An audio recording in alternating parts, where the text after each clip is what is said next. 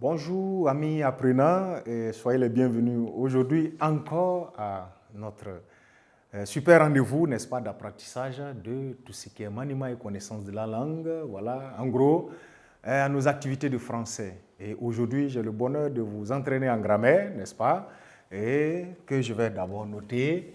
Aujourd'hui, nous irons en grammaire, voilà, et où nous verrons nous traiterons de la phrase, mais sur un autre aspect.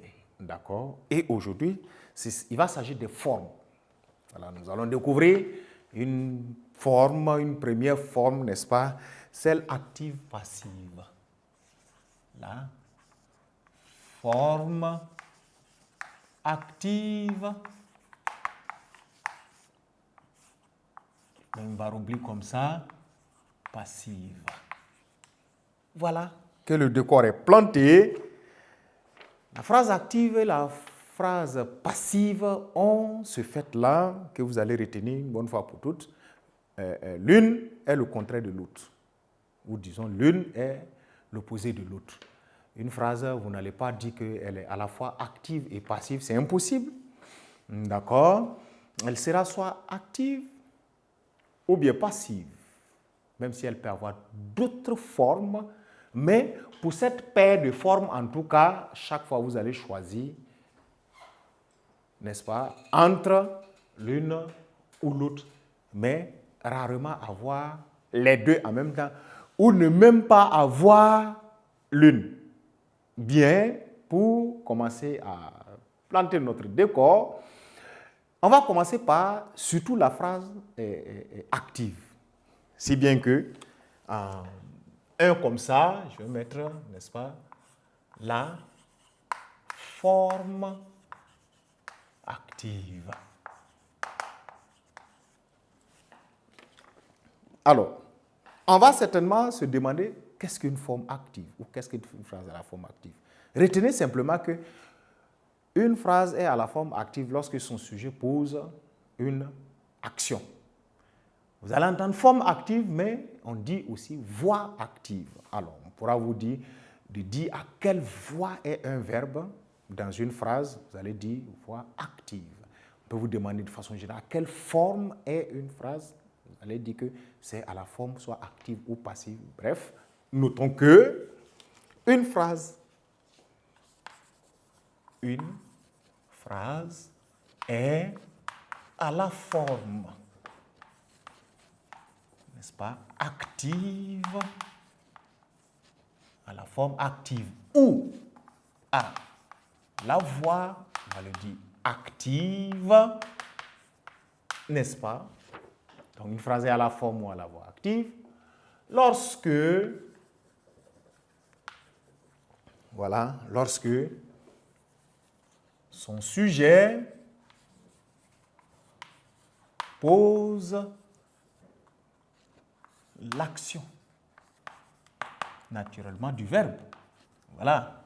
Donc, lorsque son sujet pose une action ou l'action que le verbe indique, vous êtes en ce moment, naturellement, à la forme dite ou dans la forme dite active.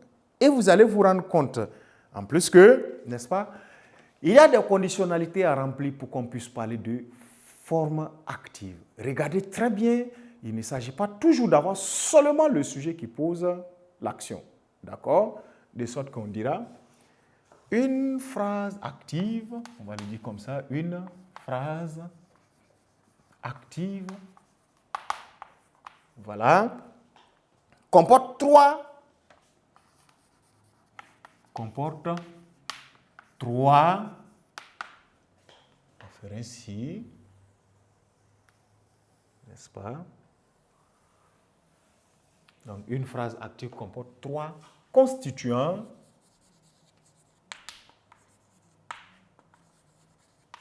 Alors, obligatoire. Donc, vous allez vraiment retenir que c'est obligatoire, n'est-ce pas? Pourquoi? Ici, ça va être une condition qui ne peut pas se nuancer. À peu près, si ça répond de l'à peu près, ça ne pourra pas marcher. Parce que faites attention, Il y a des cas de figure où vous allez avoir les deux conditionnalités remplies. À cause de la dernière, on va vous dire par exemple que la phrase n'est pas active. De sorte que 3 constituants obligatoires, il faut que ces 3 constituants soient réunis ou ces 3 conditions-là soient réunies. Il s'agit de quoi? On l'a déjà dit, un sujet qui doit poser une action. C'est ce qu'on appelle le sujet actif, qui agit. D'accord? Donc, on va dire 2 points.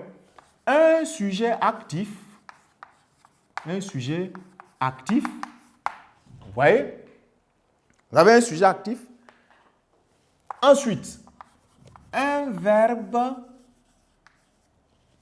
transitif direct. Un verbe transitif direct. Alors, qu'est-ce que c'est qu'un verbe transitif direct? C'est un verbe qui appelle un complément d'objet direct. Leurs noms peuvent avoir cette ressemblance qui vous permet de vous y accrocher une sorte de style de mémoire technique, n'est-ce pas? Mnémotechnique pour désormais ne pas oublier cela. Comme le verbe là est transitif direct, dites-vous qu'il appelle un complément d'objet direct. D'accord? S'il appelle un complément d'objet direct parce qu'il est transitif direct, le dernier constituant est justement un complément d'objet direct. Voilà. Voilà les 3 critères de reconnaissance d'une phrase qui va être dite en définitive à la forme active. Prenons un exemple.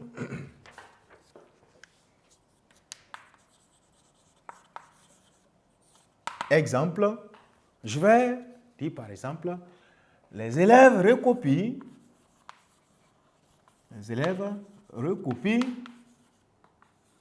la leçon de grammaire.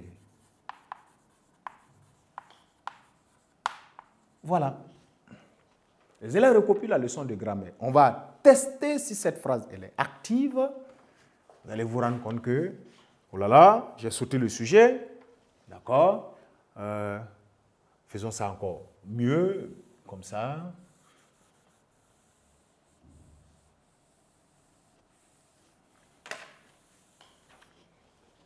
D'accord.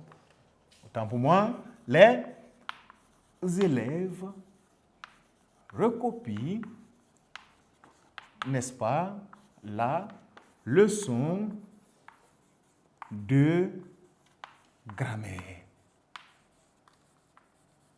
Voilà. Bien. Nous y sommes. Essayons de voir si cette phrase elle est suffisamment appropriée pour être dite active. On a dit que dans une phrase active, il faut qu'on ait un sujet, certes, mais pas n'importe quel sujet, un sujet actif qui pose une action alors. Les élèves, ici, ils posent une action. Le fait d'être en train d'écrire, ils sont en train de poser une action. Donc, on va dire qu'on a un sujet actif. D'accord? Recopier, on recopie quelque chose. Donc, recopier quoi? La leçon de grammaire. Donc, vous avez là un verbe transitif direct. Vous voyez? Le verbe, il est transitif direct parce qu'on recopie quelque chose. Et il va nécessairement donner la plupart du temps un complément d'objet direct. Vérifions le pouvoir. Les élèves recopient quoi? La leçon de grammaire. La leçon de grammaire, vous allez avoir un groupe nominal de fonctions, complément d'objet direct de recopie. Donc, vous avez bel et bien là une phrase de forme active. D'accord? Car le sujet, il est actif. Le verbe est transitif direct, si bien qu'il a pu vous donner un complément d'objet direct. Voilà comment il faut faire pour repérer une phrase active quand elles sont nombreuses et qu'on doit par hasard affecter actif, passif à chacune, il n'y a plus d'ordre en ce moment, car on est en train de le faire sans base d'éléments de vérification ou sans s'appuyer sur quelque chose de concret ou qui peut s'expliquer au plan grammatical. Faites attention, il y a des phrases qui peuvent être un peu floues, de sorte que tant que vous ne les passez pas par cette vérification, vous allez faire une déduction très rapide et vous rendre compte que vous avez appelé une phrase active peut-être autrement, ou vous avez laissé une phrase active, ne même pas savoir, ou vous n'avez pas su qu'il y a effectivement manifestation de l'actif.